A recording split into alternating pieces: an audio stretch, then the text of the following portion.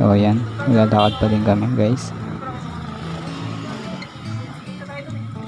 So lakad-lakad lang. Ayun, may mga dala silang walis. So mag-clean up drive kami ngayon sa barangay Bagong Nayon. So ayan, mga klase ko. Nadaba. So ayun, nadaba pa siya. Muntik ba yung magsob. Shoutout sa'yo, Mayor. Hello guys, another video na naman ng aking kautuan, community service. So ito yung part 2. Pamagat naman ito ay clean up drive sa barangay Bagong Nayon. So yun, nakagaya na tayo dito. And yan, dito na tayo sa Baliwag. So dala ko yung payong kung malakasan. So yun yung dala namin. Yung dala kaming mahiwagang walis. So dito inintay na namin waklase ko. So shoutout nga pala sa inyo.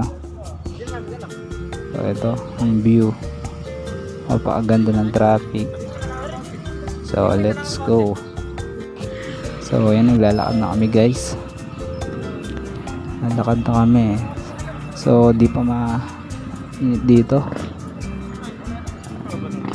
Mga 7 pa lang nito, 7 AM. So sa tingin ko late na kami. So ayan, naglalakad pa din kami guys. So lakad-lakad lang. Ayun, may mga dala silang walis. So mag-clean up drive kami ngayon sa barangay Bagong Nayon. So ito, lakad-lakad lang. So yan sila guys, mga kaklase ko.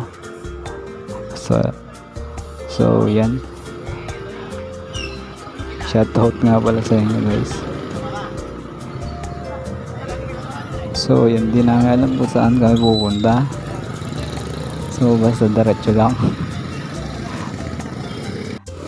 So ayan, mga klase ko, nadaba. So yun, nadaba pa siya. Muntik ba yung magsob.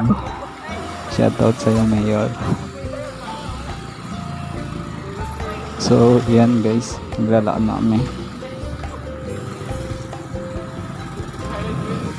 So naglalakad kami kahit di namin alam yung lugar.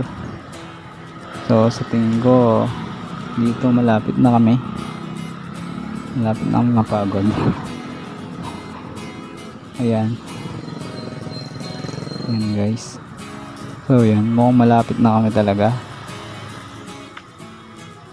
So ito pala yung ng Baliwag, Bulacan. So yan guys. So dito habang naglalakad, nagwawalis-walis na rin ang kasama kong ito. Shoutout pala. Okay.